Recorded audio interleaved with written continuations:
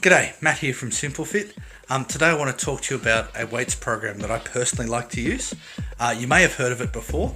It's called German volume training.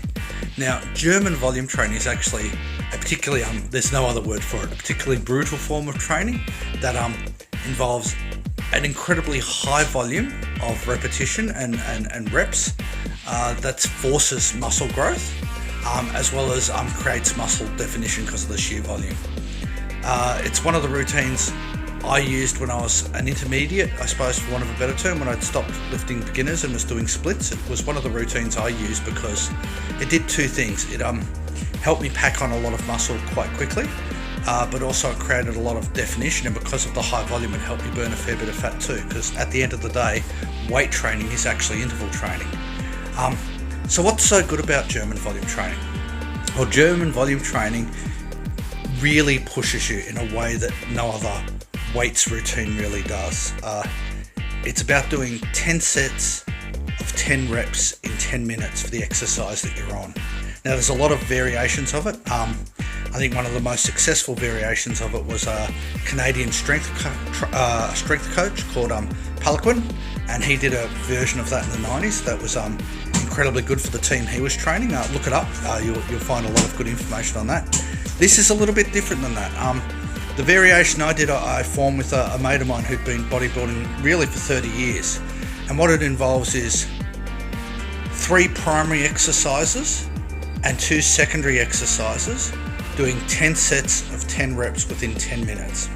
So for example, on chest day, it was bench press, 10 sets of 10 in 10 minutes, incline press for 10 sets of 10 in 10 minutes, and then flat flies.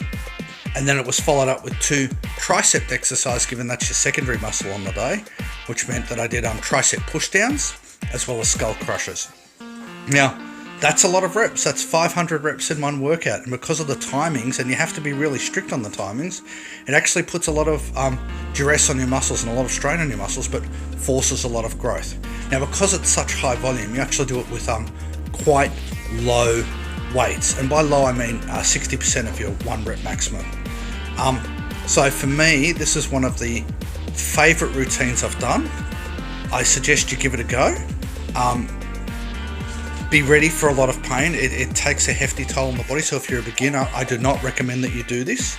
If you're an intermediate, absolutely.